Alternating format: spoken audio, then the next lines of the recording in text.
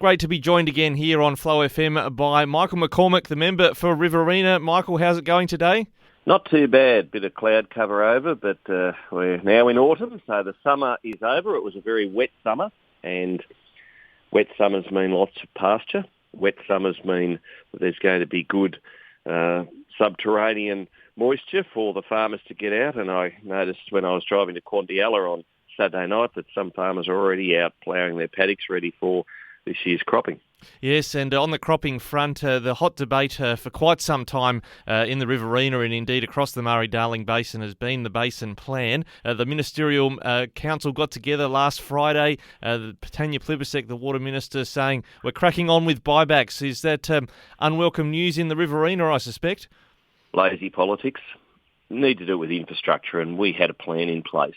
We were making sure that we weren't going to hurt those river communities that rely so heavily on making sure that there's enough water available, there's a balance in the system. Buybacks means that I appreciate Labor will say, oh, well, they're willing sellers. Well, they're not necessarily willing sellers.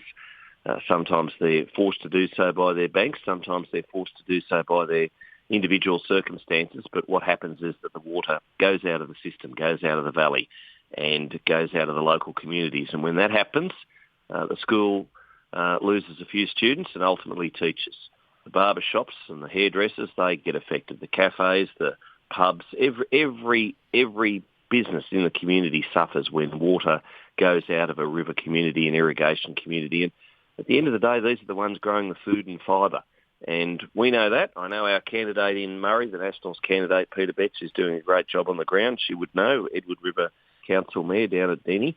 She knows the situation, and I appreciate Collie Ambley and Narandra and Leeton and Griffith, those irrigation communities that have been there for 100 years, serving the community, serving Australia. They're not going to welcome that news at all.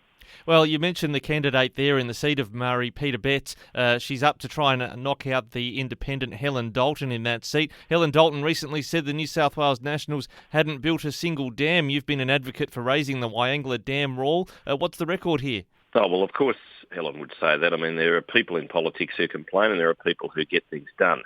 The people who get things done are Nationals. And when you look at our record, as far as water infrastructure is concerned throughout the Murray-Darling Basin system, it's second to none. We made sure that farmers, farmers off-farm, on-farm, communities got the right infrastructure in the right places at the right time. And the Wyangla Dam, well, that was a $650 million commitment by the federal government to add 651 gigalitres into the system. Dungown Dam, $480 million near Tamworth, 8 gigalitres.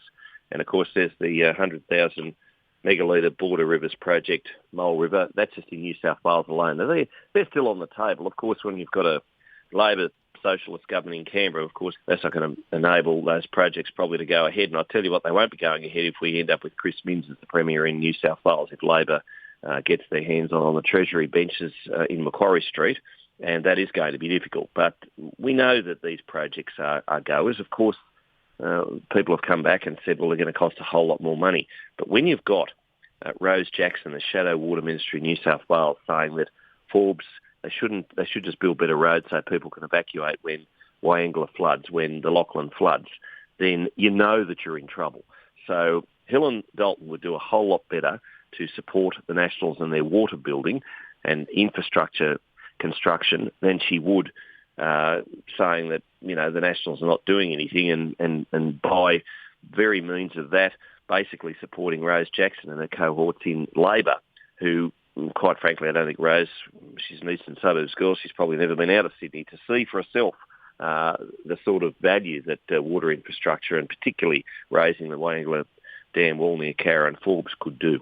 And just on that longer-term record, I mean, the National Party's been around for some time. I presume you have presided over the building of some dams in New South Wales? Scottsdale Dam, under my jurisdiction, Scottsdale Dam was started and finished while I was Deputy Prime Minister. That's in northeast Tasmania. But you've got to have willing state governments. You've got to have a commitment to push beyond all the issues that are there. And, of course, there are cultural issues, there are environmental issues, there are lots of boxes to tick.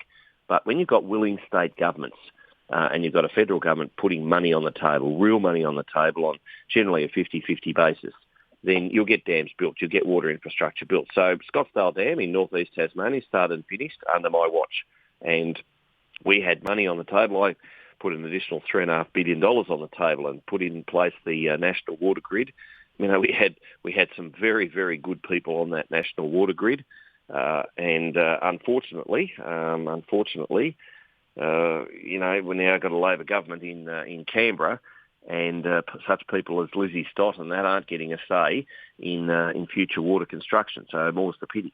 Now let's just focus lastly on some local issues, and one of the big events in the local region of Lockhart is the Truck Show, but it's not just about trucks. It's not just about trucks. There's lifestyle. Well, it's on this Saturday, 4th of March. Gates open at 9 a.m. at the Lockhart Showground. There's lifestyle demonstrations. There's a parade of fashions throughout the years, market stalls, Devonshire teas, musical entertainment, an ice cream van. I did mention the summer was gone, but it's still pretty warm out there. Look, and of course, trucks, vintage, veteran cars, motorbikes. It's going to be all there. So, you know, it's well supported by sponsors, and let's hope it's well supported by the general public. Michael McCormack, thanks so much for an update on what's happening in the electorate, but also on those important issues for your voters. Thanks for joining us today on Flow. Anytime at all. Look forward to chatting again soon. Thanks, Ricky.